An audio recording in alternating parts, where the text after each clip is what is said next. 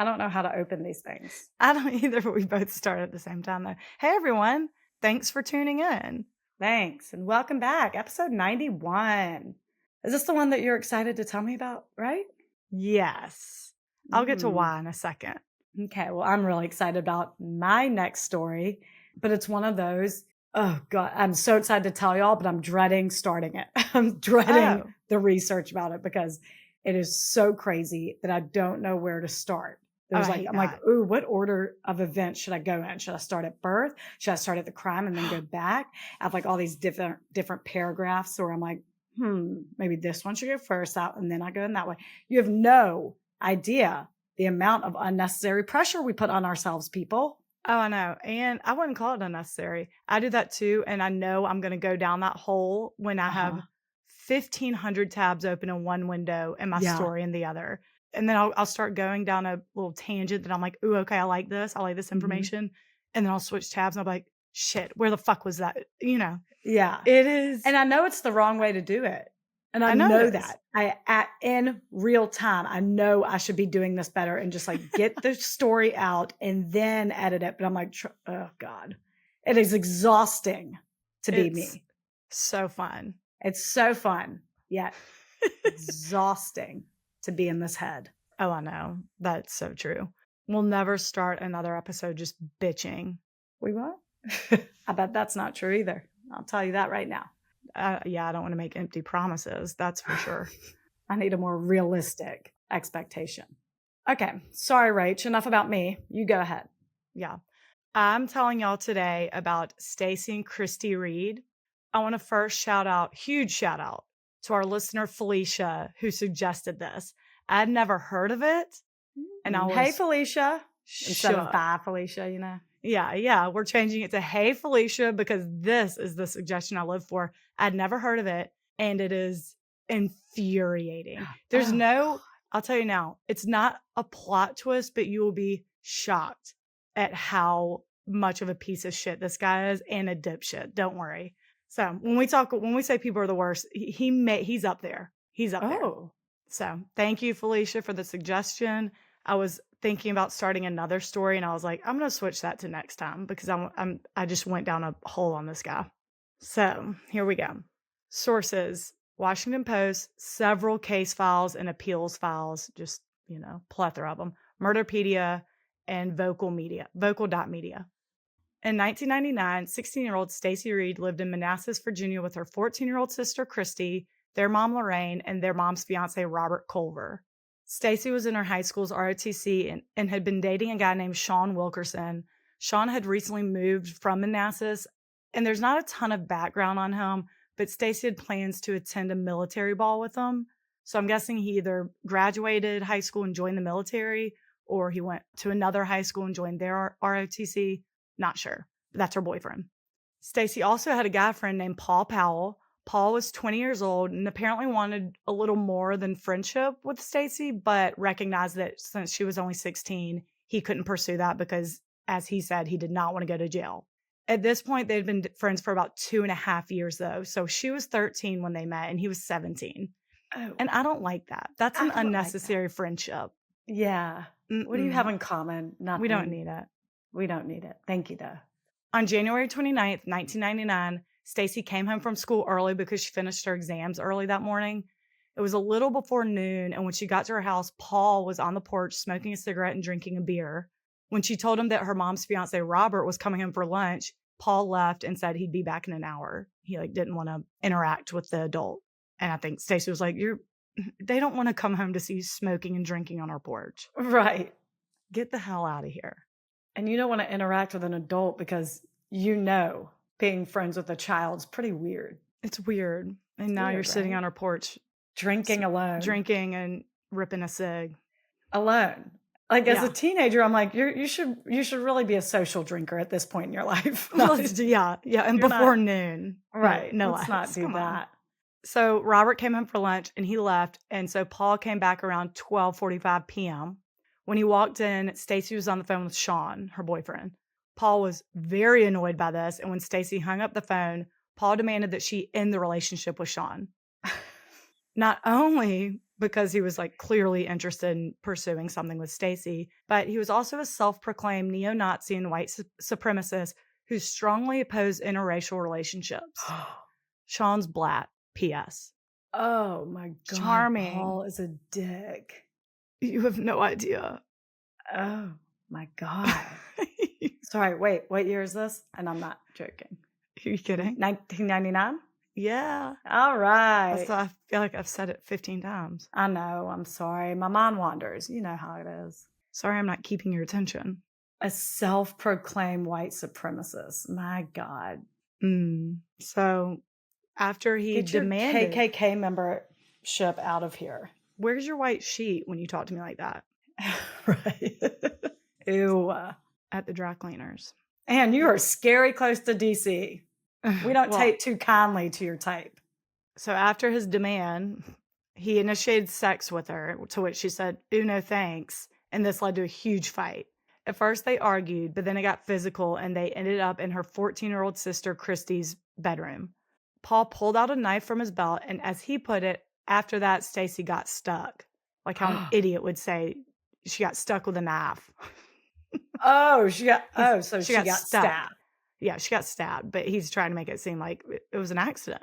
Right. Stacie collapsed, and as she bled to death, Paul poured himself a glass of iced tea, smoked a cigarette, and sat on the couch and waited for Kristie to get home.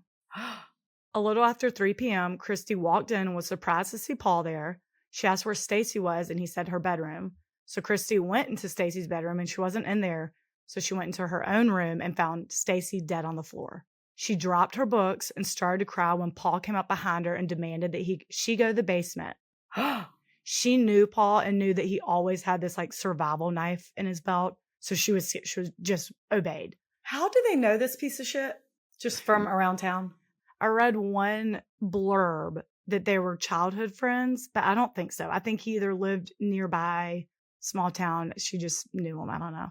He's a man about Manassas. Yeah. So Kristie, again, scared out of her mind, complied. Aww. When she got down to the basement, he told her to take all of her clothes off and lie on the floor. Oh. He then raped her. And during it, there was a knock on the front door. Kristie and her friend Mark, who lived, I think, across the street somewhere, was one of their neighbors. They had made plans on the bus to hang out after school. So Mark, also a 14-year-old kid, is knocking on the front door. Paul ties Kristie's legs together and ties her hands behind her back with the shoelaces from her sneakers and he gets dressed and runs upstairs. I think he was just staking out the front door to make sure that Mark walked away, because Mark would later say no one answered. So he just went back home. Oh. While Paul was up there, Kristie was able to free her hands, but not her feet. So she scooted under the basement stairs in an attempt to hide, but I think she got scared and realized there was really no way out. So she put herself back in her original position where he left her. Oh, she doesn't want to get in trouble. Right. When Paul got back, he took off her eyeglasses and started strangling her with the shoelace. She passed out, and while she was passed out, he stabbed her in the stomach and neck several times, then slit her wrist and her throat and left her there to die. Rach, I'm never doing child murderers Cassinger. I know. I do it every time, and yeah, here you are. You said that during the Yara thing, and I'm telling you, I only do them when there's something batshit during trial, investigation, whatever. And another thing I'll point out, since you pointed this out. Here's what I think again, we've gotten a lot of suggestions for stories we are not doing. I cannot research. I can't do a deep dive in. Parents or main caregivers killing their children, especially babies, toddlers. This is equally as sad. I know that. I can't stomach the other. So we've gotten a lot of suggestions for those cases. I wouldn't be able to research it. I just wouldn't. All of them are sad and horrible. I only picked these, like Yara's, if you heard that one a few episodes ago. That investigation was bat shit. Yeah. So anyway, sorry. I know. And I always call you out for doing it. You do always. I just think for someone who never wants to do it, you sure do. It's sure brave of you to power through and talk to us about these 14-year-olds being with their throat slit. My God.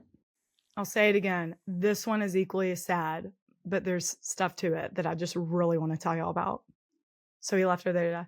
Then he went back upstairs to look for anything worth taking, as he put it, before he fixed himself another glass of iced tea and left. That iced tea is going to come and bite you in the ass, isn't it? This is how you get caught. I'll tell you about that in a second. Uh-huh. After he left, he picked up a friend and drove to D.C. to buy crack, as you do. Sure. Robert, the mom's fiance, got home from work around 4:15 p.m. He called out for the girls and didn't get an answer, so he thought that was weird. So he started walking around. He walked in Stacie's bedroom and saw the disaster from the struggle, from the fight they got in, but he still didn't know where they were. So he walked into Kristie's bedroom and found Stacie dead on the floor. Panicked, he ran to the basement to grab the phone, the landline. I guess it was a finished basement. I can't really get the layout of the house. But he went to grab that phone to call 911, and that's where he found Kristie lying naked, bound, covered in blood. Oh, baby. He dials 911, and as he's talking to the dispatcher, he hears a very weak voice call his name. No. Kristie's alive. Oh, my God. Robert said she looked very scared and very weak, which makes me so sad. Paramedics got there, and Kristie tells them exactly who's responsible. Paul effing Powell.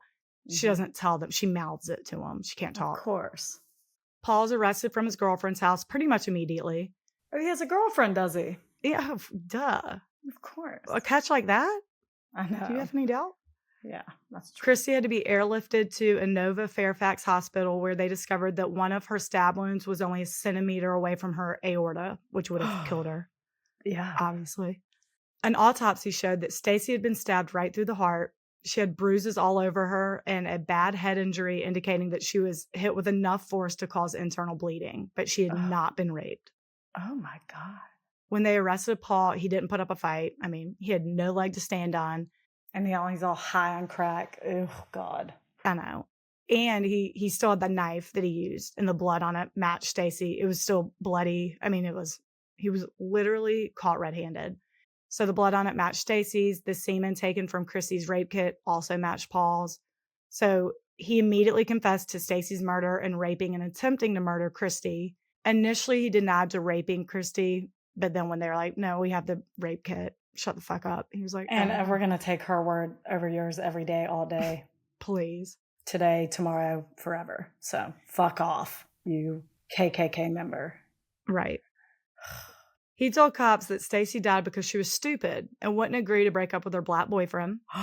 He said during the argument, she attacked him, scratched his face, so he pushed her to the floor. She then got up and went after him again, and that's when she got stuck. Oopsie. I'm so sorry. Got stuck. You said some racial slur, I'm sure, about her boyfriend, demanded she break up with him. She retaliated by scratching you in the face. Not that big of a deal, you pussy. You dumb KKK member. And she's a 16-year-old girl. You're a grown-ass man. Yeah. And you attack her back by stabbing her. Yeah. You are a weak, dumb KKK member. I'm just going to keep calling him that. Yes. And don't forget, after he demanded she break up with the boyfriend, he initiated sex. He wanted sex. Ew. Get out of here. Oh, and she fought for her life. She's like, I'm not letting you have sex with me. You'll have to kill me. They knew that she had not been raped, but they asked if he attempted to rape her, and he said no. While in jail, Paul wrote letters to his friends, again admitting to the crimes, and he said he actually planned to kill the entire family and then steal their truck. I don't know what changed his mind. Maybe after Kristie, maybe after both of them, he was like, I can't do this with exhausting. A grown-ass man. And it sounds like both of them put up a big fight. He's probably actually exhausted. Yeah, and he needed crack. So there you go. In one of his letters, he asked one of his girlfriends, like girl that's friend, not the girlfriend, to get one of her guy friends to go use a payphone, call Kristie, and tell her that she better tell the cops she lied to them and tell her that she better not testify against me or she's going to die. What? Okay. That we have your DNA, dummy. Yeah. What are you talking about? No. Oh my God, he is an idiot. To inmates, Paul bragged about raping a virgin, which is why I believe he waited for Kristie. He knew she was a virgin. And I can pause so you can take a deep breath or count to 10, but I'll warn you, the Worcestershire is not over. I love Worcestershire. He also sent taunting letters to Stacie and Kristie's mom, Lorraine. Dick. Oh my God. One of them had a picture of a partially nude woman from a magazine that he cut out, and the letter said this. Lorraine, I was wondering if you might be able to help me think of something. I found this picture in a magazine, and it kind of looks like someone I know. The girl looks like Stacie. It kind of looks like someone I used to know, but I can't think of the person's name. I think you know the person too. It goes on to say, like, maybe you can show it to Kristie. I think she knows this person too. It is. What are you doing? Prick. What does the matter with him? A huge piece of shit. He also sends a letter to Do we diagnose him in this story? What is his mental evaluation? Psychopath or sociopath? I don't know. Bailey. At the end of it, we'll have to have Bailey tell us because I don't diagnose. We don't diagnose him. Wow.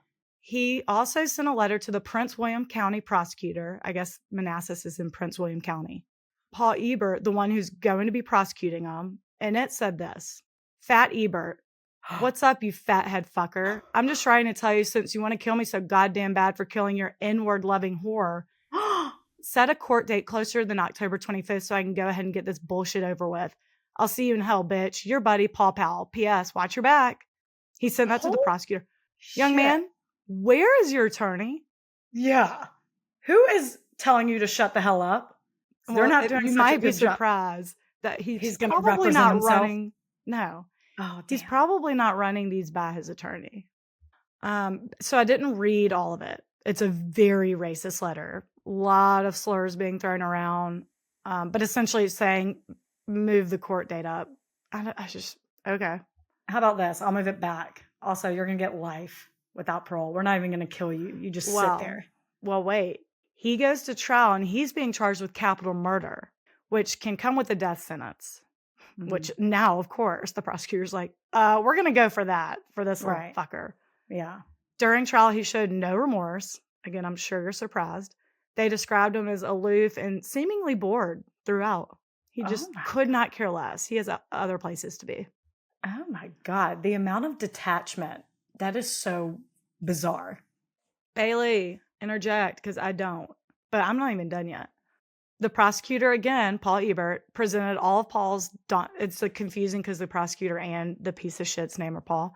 So I'm going to keep saying Paul Ebert. Okay. So he presented all of asshole Paul's taunting, stupid letters. And they learned that the day before the murders, Paul was at the house hanging out with Stacie. Kristie was also there. And when Stacie left to go to work, Paul wouldn't leave.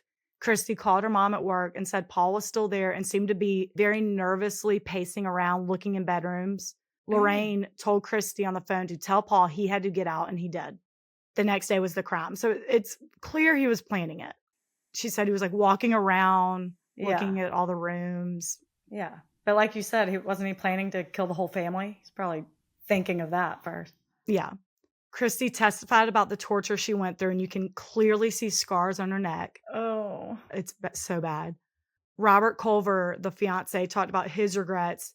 He said he was at work with a cold, and his boss told him to leave early that day. And he almost took him up on it, but he didn't want Kristie and Stacie to think that he didn't trust them at home alone. So he stayed at work. Robert. I know. Oh. He didn't want them to think that he didn't trust them home alone. Right. So he was like, no, I'll stick it out until I'm supposed to be home. Isn't that sad? Oh, God. So sad. In August 2000, Paul was found guilty of capital murder, and the jury recommended the death penalty. He was also found guilty of abduction, rape, and attempted capital murder of Kristie, for which they recommended 3 life sentences.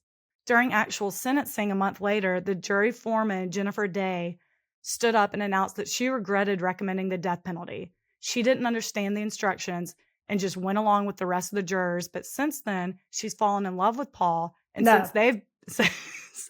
since they've been in a relationship, he changed her mind and she would like his life spared. She makes this whole plea to the judge. And the judge is like, please sit down and stop talking. And he sentences Paul to death. And the foreman is sobbing out loud. Jennifer. He's like, shh, pipe down. Oh my God. How did that start? They started communicating after the trial. So she wasn't in trouble for jury misconduct. They didn't do a mistrial, right? No, it was all communication started after the trial. So the jury part was over. So it wasn't like jury misconduct. Certainly would have been. Oh my God. They're like, pipe down. All right. Okay. Oh, you do change your mind? Oh, okay. Never mind. Paul has a girlfriend now. My heart's torn. This woman who fell in love with a lunatic murderer is telling me one thing, but the victim's family is telling me another. I don't know what to do. What's fun to do? I don't know who to go with. I know. He didn't know what to do, but ultimately he went with the victim's family and the original recommendation for which the foreman didn't understand. I'm like, you're allowed to ask questions. I think you need the most clarity if you're serving on a murder trial. Right. Good Lord. And what's so hard to understand? She said she thought she had, because it was capital murder, she had to go with the death penalty or something. I don't know. Just ask a question or two. Yeah. As soon as he heard his sentence, Paul immediately changed his attitude. He's sobbing. He's apologetic, begging for forgiveness. Fuck off. Mm-hmm. In 2001, Paul's attorney filed an appeal saying he couldn't be convicted of capital murder because they couldn't prove that he raped or attempted to rape Stacie before murdering her. In order for it to be capital murder, he has to commit a felony during the commission of another felony on the same victim, and the murder of one person and the rape of another counts as two separate crimes and doesn't qualify. The Virginia Supreme Court agreed, and they overturned the death penalty. So now he was going to get a new trial with a charge no greater than first-degree murder, and the new trial was set for December 2001. Do you get that? So he was saying, had he attempted to rape or raped Stacie right before murdering her, that's capital murder. But because he murdered her, one felony, and then raped and attempted to murder Kristie, another felony. Had Kristie died, that's capital murder as well. Right. So now he's getting a new trial with a charge no greater than first-degree murder. He is feeling very cocky that he beat the death sentence. That was what he did not want, the death penalty. So he wrote the prosecutor another letter in October 2001. It's like 4 pages. I won't read the entire thing, but some highlights for sure. Mr. Ebert, since I've already been indicted on first-degree murder and the Virginia Supreme Court said that I can't be charged with capital murder again, I figured I'd tell you the rest of what happened on January 29th, 1999, to show you how stupid all of y'all motherfuckers are. He goes on to say that he and Stacie were talking. She was doing laundry. He reached over and, quote, touched her tit and asked if she wanted to fuck, but she said no because she had a boyfriend. That's how the argument started. Then he goes on to say, I pushed her onto her bed and grabbed her wrist and pinned her hands down by her head and sat on top of her. I told her that all I wanted to do was fuck and then I would leave, and that we could do this the easy way or the hard way. I'll summarize the extremely graphic details of what happened next. Stacie pretended to comply, but then started fighting back. Go girl. And he overpowered her and told her to take off all of her clothes. She started to and then ran out of the room, and that's when he took out the knife to stab her. After he maps out what happened, he thanks the prosecutor for fucking up the trial, which ultimately saved his life. And then he closes the letter with this. Now y'all know everything that happened in that house on January 29th, 1999. I guess I forgot to mention these events when I was being questioned. Haha, psych. Since the Supreme Court said I can't be charged with capital murder again, I can tell you what I just told you because I no longer have to worry about the death penalty. And y'all are supposed to be so goddamn smart. I can't believe that y'all thought I told you everything. Nothing you can do about it now, so fuck you fat cock-sucking, cum-guzzling, gutter slut. I guess I'll see your bitch ass on December 18th at the trial, because I'm not pleading to shit. Tell the family to be ready to testify and relive it all again, because if I have to suffer for the next 50 to 60 years, or however long, then they can suffer the torment of reliving what happened for the next couple of days. I'm gone. Fuck you and anyone like you, or that associates with people like you. I almost forgot. Fuck your God, too. Jesus knows how to suck real good dick. Did you teach him that? Well, die a slow, painful, miserable death. See ya, punk. Do you just hate yourself for being so stupid and fucking it up and saving me? Sincerely, Paul Powell. It's 4 pages of just that. My it's God, very it's like graphic. Fucking Tupac song. That's right. Very graphic. Here's the thing, though. The capital murder verdict was vacated. He wasn't acquitted. So double jeopardy does not apply. He can absolutely be retried and reconvicted of capital murder with new evidence, which he just handed to them on a silver platter. It's perfect. Isn't it beautiful? Chef's kiss. Chef's kiss, a Christmas bow. So the prosecutor took the letters to the... December 18th is the trial. Santa's coming to town early. Christmas come early. The prosecutor took the letter to the judge, and a grand jury indicted Paul with capital murder again. Can you imagine being the prosecutor? I would be like, please, please, please let me tell him. Right. You go No straight to one the judge. say a word. Dibs. They all touch You their walk in, you're nose. like, the prosecutor wants to talk to you. Like, hey, buddy. Got your letter. I was going to write back, but I wanted to tell you in person that you're a dipshit. This is not double jeopardy, you idiot. Oh my God. That's amazing. That Felicia is the part I read that I was like, okay, my next story is going to have to be pushed back a week. Oh my God. It's amazing. Hi, buddy. Hey, big guy. You're so smart. I need to talk to you for a second about your letter. Sorry I didn't write back. I wanted to deliver my response in person. Big guy. Big guy. Oh my God, that's amazing. Oh my God. Oh my God, quick cue. Is the prosecutor by chance black, please? No, he's not. And he's not fat. So calm down. He calls him fat throughout every letter he sends. I'm like, maybe he was at this point. He's not now. Yeah. God, I wish he was. Pathetic. Fun though. How fun. I know. So he goes back to trial. It's really open and shut. I mean, it is sad that the family had to relive it. That part is mean. But listen, and before one could argue that he made it up, which I don't even think his defense said. Like, I would figure they walked in there like, he's just being a dick. He made all that up. Right. No, couldn't argue that because his letter actually answered a lot of questions, especially about the details. She had some bruising on her face and neck that they couldn't quite figure out. Well, Paul's letter told them exactly how she got them. He stomped on her neck as she was bleeding. Holy shit, like they're like, it's not strangles. It's not a strangle. Oh God. And this mouthy son of a bitch dug his own grave. This is beautiful. Mwah. I know. So in January of 2003, he was convicted of capital murder and sentenced to death again.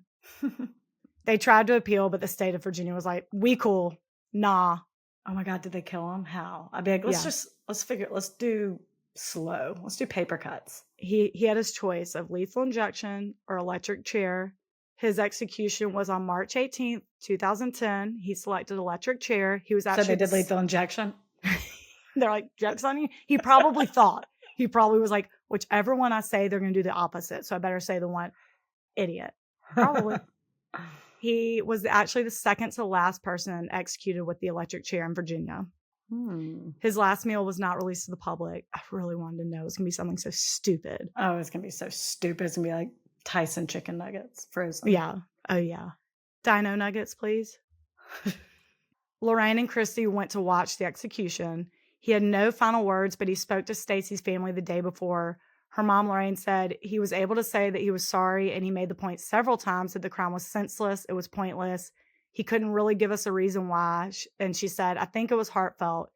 It wasn't a big to-do. It was just a simplistic, I'm sorry, and I accept that.